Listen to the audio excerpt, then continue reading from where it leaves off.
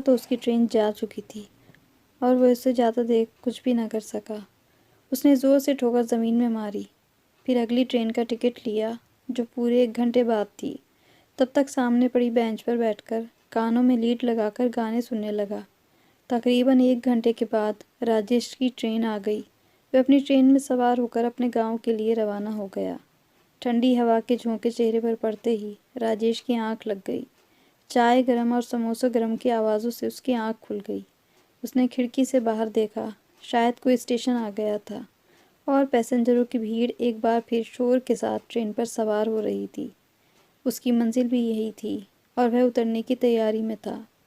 सामने की सीट पर बैठा राजेश अपना सामान समेटकर उतरने को तैयार खड़ा था कि तभी, क्या सीट खाली है?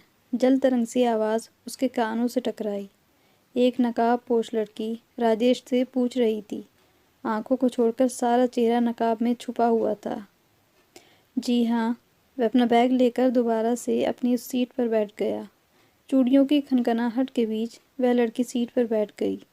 धीमी खुशबू का झोंका राजेश की जैसे रूह को भी खुश कर गया। उसने एक सरसरी निगाह उस नाजुक नकाबपोश पर डाली तो हटाना ही भूल गया। इधर गाड़ी ने भी रफ्तार पकड़ ली थी। जिस स्टेशन पर राजेश को उतरना था वह स्टेशन अब पीछे रह गया था। वह तो गाड़ी से उतरना ही भूल गया। कैसी जादू भरी आंखें थीं उसकी। आंखों से मिले जुले चंद शायर उसके होठों तक आकर लौट गए। ऐसी हसीन आंखों का जिक्र तो अब शायरी में ही सुना था। ये आंखें थी या किसी शायर की गज़ल या फिर किसी चित्रकार की कला। उस लड़की की नज़र जैसे ही राजेश पर पड़ी, राजेश नज़रों का सामना होते ही उसने घबराकर नज़रें हटा लीं। मगर दिल को कौन समझाए। दिखावे के लिए वह अपने चारों तरफ देखने लगा, मगर दिल वहीं अटक रहा था।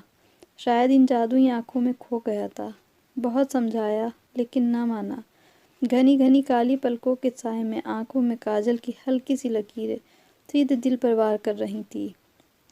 एक बार फिर उस नकाबपोश ने काली लंबी पलकों को उठाकर उसकी तरफ देखा, लेकिन वह इसी तरह सांस रोके आंखों में खोया रहा। आपको कुछ कहना है? शहद से मीठी आवाज़ मगर लहजे में नागवारी लिए वह उससे बोली। राजेश ने बात मिलाते हुए कहा, सफ़र लंबा हो तो अकेले काटना मुश्किल होता है। क्यों ना हम बात करते हुए इस सफ़र को आसान बना दें। दिल की बात ज़बान पर उतर आई। उस लड़की ने सपाट से लहजे में कहा, मुझे एतराज़ नहीं। तो राजेश बोला, फिर ये पर्दा कैसा? चेहरे के नकाब की तरफ उसने इशारा किया। बातों का पर्दे से क्या ताल्लुक़? लड़की ने कहा। राजेश का हौसला बढ़ा। बुरा न माने तो एक बात कहूँ। कहिए। इस हुस्न का दीदार चाहता हूँ। लम्हा भर की मुलाकात ने उस पर कैसा जादू किया था कि वह भूल गया इस तरह फ्री होकर कहना ठीक है या नहीं। आपको ये गलतफहमी कैसे हुई? कुछ पल की खामोशी के बाद वह बहुत गहराई से बोली।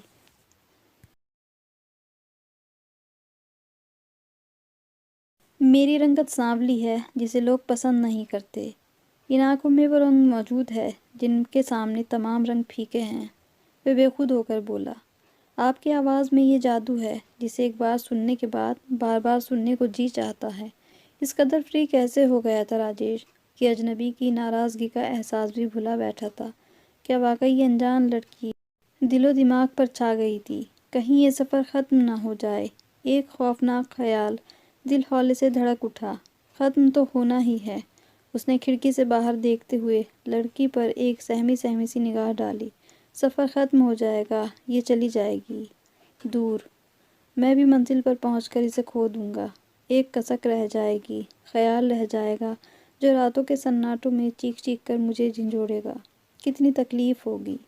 क्या इसको पाऊंगा कभी? नहीं। एक बार, बस एक बार मुझे अपने बारे में सब कुछ बता दे। मैं तुम्हें लेने आऊँगा। और न जाने क्या क्या उसके दिलो दिमाग में चल रहा था। उसकी सोच ट्रेन की रफ्तार से भी ज़्यादा तेज़ थी। एक निगाह उन कातिल आँखों पर डाली जहाँ नमी के जुगनू जगमगा रहे थे। आप रो रही हैं। मालूम नहीं किस हक से उसको ये सवाल पूछने का हौसला दिया था राजेश को। नहीं तो आंखों में कुछ चुभ रहा है। बात टालने का अंदाज अच्छा था उस लड़की का। कहीं वह मैं तो नहीं। राजेश ने धीरे से मुस्कुराते हुए बोला, और वह अचानक मजाक के मूड में आ गया था या फिर माहौल की संजीदगी दूर करने की गरज से बोला था। मगर ये इतनी दुखी क्यों हो रही है? उसने अपने दिल में सोचा। आप मुझे अपना पता और मोबाइल नंबर देंगी ताकि मुलाकात का ये सिलसिला चलता रह सके? राजेश ने डरते डरते पूछा। किसी अजनबी को अपना पता और मोबाइल नंबर नहीं देती, वह सपाट लहजे में बोली। वह हर बात का जवाब इसी तरह सीधे सपाट लहजे में दे रही थी। उसकी किसी भी बात में कोई इमोशन नहीं था, न कोई गुस्सा, न नाराज़गी और न कोई खुशी। इसी पते और मोबाइल नंबर की बदौलत यह अजनबी आपका अपना भी बन सकता है, वह मुस्कुराहट के साथ फिर से बोला था। उसकी बेतकल्लुफ़ी और बेबाकी भरी बातों ने उस लड़के को हैरान कर दिया। फिर पलटकर लड़की ने सवाल दागा, मैं ना अपनाना चाहूँ तो कपड़े फाड़कर शहर की गलियों के चक्कर तो लगा सकता हूँ। वह फिर हंसा, मगर दूसरी तरफ आंसुओं का गिरना शुरू हो चुका था। आप फिर रो रही हैं? वह एकदम सीरियस हो गया। अरे कुछ तो बताइए अपने बारे में। ये बार बार आपकी आंखें इन कीमती मोतियों को बर्बाद करने पर क्यों तुली हैं? वह परेशान था, मगर दूसरी तरफ पूरी खामोशी थी। आपने अभी तक अपना नाम नहीं बताया, राजेश ने पूछा। आपने पूछा ही नहीं, वह रोते रोते बोली। अब पूछ रहा हूँ, चाहत। फिर उसी सपाट लहजे में वो बोली, जिसे सुनकर राजेश के दिमाग में एक बिजली सी कौंधी। गरज कड़क के साथ एक तस्वीर उभर आई। जुल्म की कहानी याद आई तो गुजरे वक्त के दरवाजे खुलते चले गए। 1000 बार कहा है, अपनी काली कलूटी सूरत लेकर मेरे सामने मत आया करो। ये शब्द थे जो अक्सर चाहत के कानों को सुनने को मिलते थे, और जवाब में वह आंखों में आंसुओं का सैलाब लिए किसी दूसरे कमरे में चली जाती। ये जिल्लत, ये नफ़रत शादी के पहले दिन ही उसकी झोली में आनी शुरू हो गई थी और रोज़ बरोज़ उसमें इजाफा होता चला जा रहा था। वह राजेश की माँ की पसंद थी, जो बड़े अरमान से उसको इस घर में बहू बनाकर लाई थी, लेकिन पहले दिन ही उसे वह सांवली रंगत की वजह से राजेश को नापसंद थी। कभी नज़र भरकर वह उसे देखता तक न था, उससे बातें करना तो दूर, अगर उससे सामने हो जाता तो वह अपना रास्ता बदल लेता। धीरे धीरे ये बेरुखी और नापसंदगी नफ़रत में बदलती गई। एक नई नवेली दुल्हन जो आंखों में कितने ही सुनहरे ख्वाब सजाए पति की चौखट पर आई थी, पल भर में वह ख्वाब टुकड़े टुकड़े होकर बिखर गए थे। आंसुओं को अपना मुकद्दर समझ लिया था। दिन रात के ताने तकलीफ के सांचे में ढल गए थे, लेकिन कहर तो तब टूटा था उस पर जब राजेश ने साफ लफ्ज़ों में कह दिया था, अब या तो मैं रहूँगा इस घर में या ये लड़की। इसकी मौजूदगी मुझसे बर्दाश्त नहीं होती। मुझे नफ़रत है इसकी सूरत से। उसने हिकारत से उसकी तरफ इशारा किया, जो एक कोने में खड़ी सूखे पत्ते की तरह कांप रही थी। उसकी ननंद उसका हाथ पकड़कर दूसरे कमरे में ले गई। कितनी बार तुमसे कहा है, राजेश के सामने मत आया करो। उन्होंने उसके गाल पर मचलते आंसुओं को अपनी हथेली से पोंछा। एक ही घर में रहते हुए ये कैसे मुमकिन है दीदी? वह हिचकियों के बीच बोली। हम कुछ दिनों के लिए तुमको तुम्हारे मायके भेज देंगे, फिर राजेश को समझाने की पूरी कोशिश करेंगे। आखिर तुम मेरी और माँ की पसंद हो। बस ज़रा उसके दिमाग से गोरी रंगत का जुनून उतरने दो, फिर सब ठीक हो जाएगा। ननंद की तसल्ली काम न आई। सभी लोगों की मर्जी के खिलाफ जाकर राजेश ने चाहत को तलाक दे दी। ट्रेन एक झटका देती अचानक किसी स्टेशन पर रुकी तो वह जैसे अपनी सोचों से जागा। नशीली आंखों वाली लड़की संभल कर उठ खड़ी हुई। आप जा रही हैं? वह घबराया। जी, मेरी मंजिल आ गई है, लेकिन जाने से पहले मेरा चेहरा देखने की आपकी ख्वाहिश भी पूरी करती जाऊंगी। उसने आहिस्ता से चेहरे पर से दुपट्टा हटाया तो राजेश की आंखें खुली की खुली रह गईं। एक पल जैसे वह सकते में आ गया। चाहत, एक टीस चूठी। राजेश पागलों की तरह उसे देखता रह गया, क्योंकि ये और कोई नहीं, ये वही चाहत थी जो कभी उसकी बीवी हुआ करती थी, पर सिर्फ नाम की। अब वह खुल के बोली, मेरी आंखों से आपने नहीं पहचाना, क्योंकि कभी नज़र भर कर मुझे देखा न था। वह बहुत इत्मीनान के साथ मुस्कुराई। मेरी आवाज़ से भी नहीं पहचाना, क्योंकि आप मुझसे बात करने में भी अपनी बेइज्जती समझते थे। वह व्यंग से मुस्कुराई। ज़िंदगी की राहें ऊबड़ खाबड़ ज़रूर थीं।